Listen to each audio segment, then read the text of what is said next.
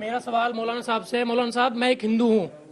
हमने हिंदू में जो भी कमियां थी, सती प्रथा थी उसे कम किया, घूंघट वाला था उसे भी हटा दिया। लेकिन आप मुझे ये बताइए कि जो मोमडन लड़कियां हैं या लेडीज हैं, उन्हें पढ़ाई चाहिए या हिजाब वगैरह इसका विवाद चाहिए? कि मतलब आप जाओ स्कूल में पढ़ो या ये सिखाया जाए कि आप हिजाब बांध के जाओ वहाँ पे? ठीक है, जवाब दीजिए इसका, क्योंकि सवाल बहुत अच्छा है। इसका जवाब पहले लेंगे। अंजना जी, उन्होंने एक सवाल किया था, मुझे उत्तर ठीक है, मैं लूंगी। पहले इसका जवाब हिजाब पे रुक जाइए सर। हिजाब छोटा सा उत्तर हिजाब प्लीज आऊंगी। क्लियर बात करके आपको बता दूं कि मैं ये नहीं जानता क्या कुप्रथा थी। मैं किसी मजहब के बारे में कभी गलत बयानी नहीं करता, टीवी चैनल हो या घर में बैठकर को।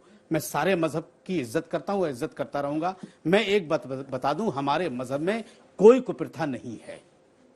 कौन क्या मानता है क्या नहीं मानता है, हमें कतई इस बात से बहस नहीं है। हमारे मजहब में कोई कुरीति नहीं है, नहीं है, नहीं है। नंबर एक, यही सबसे बड़ी परेशानी। दूसरी बात, जहां तक आपने तालीम की बात की है, यही है। जहां तक आपने तालीम की बात की है, तो हमारे पैगंबर ने सबसे पहले नहीं मौलाना अंसार रजा साहब, आपने इस्लाम पर सारे दरवाजे खिड़कियां बंद कर दी हैं। कोई हर धर्म अपने आप को परिवर्तन के लिए खोलता है।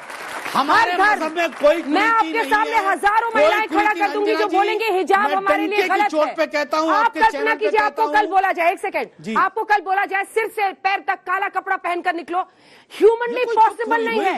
ह्यूमनली पॉसिबल नहीं है। बिल्कुल बात है, ये बात है। ये मिसाल देने वाली बात नहीं है। मिसाल है। आप चर्चा क्यों नहीं करेंगे? आप इसके सवाल पे ये क्यों कहेंगे कि कोई कुरीति नहीं है? हर धर्म में है। मैं हर कह रहा हूं धर्म पर प्रश्न उठने चाहिए, बहस होनी चाहिए। सारे खिड़की दरवाजे आपने बंद कर दिए। अंजना जी एक उत्तर दे। पुरुषों के लिए क्यों नहीं है? सारी बाध्यताएं महिलाओं के लिए क्यों है? लिबास है, मर्दों औरतों के लिए लिबास है, सबके लिए मुकर्रर लिबास है। क्या बात कर रहे हैं सर? 44 डिग्री के तापमान में निकलिए काला बुर्का पहनकर, तब समझ जाइएगा, होश में आ जाइएगा। कत्ल किया जा रहा है, उसकी तकलीफ नहीं है। बिल्कुल, नौकरी महत्वपूर्ण है, महंगाई महत्वपूर्ण है, सारे विषय महत्वपूर्ण है। और एक डेमोक्रेटिक कंट्री में इन्हीं सब विषयों पे नेतागण भाषण करते हैं, इन्हीं सभी विषयों का विमर्श बना करके वोटिंग होती है और आप नतीजे देख रहे हैं। अभी किसी बहन ने, आपने शायद भूख के बारे में कहा कि लोग भूख में सोते हैं। 80 करोड़ जनता तक गरीब कल्याण अन्न योजना के माध्यम से 2.5 वर्षों से अन्न पहुंचाया जा रहा है। 5 किलो राशन, उत्तर प्रदेश में 10 किलो, ये और भी कंटिन्यू कर रहा है सितंबर तक। ये कोई छोटा विषय नहीं है, पूरे विश्व का सबसे बड़ा अन्न योजना है। ठीक उसी प्रकार नौकरी, चाकरी इत्यादि सभी विषयों पर नरेंद्र मोदी जी का अच्छा काम रहा है, तभी उत्तर प्रदेश जैसे बृहत राज्य में भी इस प्रकार का प्रचंड बहुमत मिला है। जहां तक हिंदू मुस्लिम का विषय है, एक तो आज का डिबेट हिंदू मुस्लिम का है, आपने टॉपिक रखा है, तो हम उन हलाल मीट अजान, हम उस डिबेट पे टॉपिक कर रहे हैं। आप जो डिबेट रखेंगे, शायद आपका महंगाई का भी डिबेट है, अभी उस पे भी डिबेट हम करेंगे। तीसरा विषय है, एक संभ्रांत देश में जो डेमोक्रेटिकली संभ्रांत हो, उसमें हर प्रकार के डिबेट्स होने चाहिए।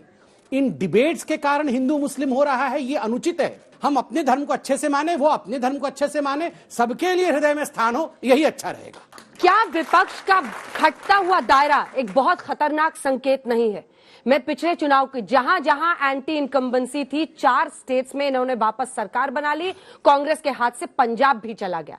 इसी दायरे में ये सवाल पूछ रही हूं। बेरोजगारी और महंगाई का मुद्दा हर राज तिलक शो में हर जगह निकलता था, लेकिन जब वोटर वोट देने जाता है तो वो इन पर डाल देता है। ये किसका फेलियर है? अंजना जी, मुद्दा ये है कि बीजेपी 50 सालों तक विपक्ष में रही है और 8 साल से ये सत्ता में है, लेकिन इनकी जो आदत है ना सवाल पूछने की, इन्हें पता नहीं है कि ये सरकार में है, सवाल हमसे पूछते हैं। सवाल है कि ये झगड़ा है क्यों? तो झगड़ा है, अभी कबीर दास की बात हुई तो मैं कबीर का एक और दोहा आपको याद दिलाना चाहता हूं कि पोथी पढ़ पढ़ जगमुआ पंडित भयाना कोय, 2.5 आखर प्रेम का पढ़े सुपंडित होए। हम कहां जा रहे हैं? सर, आपसे जनता प्रेम क्यों नहीं कर पा रही, यही तो मेरा सवाल है। हम तो जनता से आप पहुंचे ही नहीं वहां पे मेरे सवाल तक। अंजना जी, मैं तो कह रही हूँ, बीजेपी को क्या कड़ी टक्कर नरेंद्र मोदी को देने वाला विपक्ष का कौन सा नेता? आप मुझे बताइए। मुझे बताइए। आचार्य प्रमोद कृष्णम, आपका लंबा अनुभव है पॉलिटिक्स में। आपने नाम ले दिया, दूसरा नाम लेने की जरूरत ही नहीं है। मुझे बताइए, मुझे अंजना जी, अभी सम्मित पात्रा जी ने बहुत लच्छेदार तरीके से ये बातें समझाई आपको। आप कह रही हैं साहब क्यों नहीं, हम जनता आपके प्रेम को नहीं समझ पा रही है। अरे जनता हमारे प्रेम को ना समझे, हम तो जनता के प्रेम को समझेंगे। जनता हमसे प्रेम करे ना करे, हम तो जनता से प्रेम करेंगे, हम तो करेंगे। क्या हालत हुई जा रही है? एक तर्ज तगाफुल है, वन वे लव। अंजना जी पक्का ठीक है, मैं ऐसा कहना चाहता हूँ।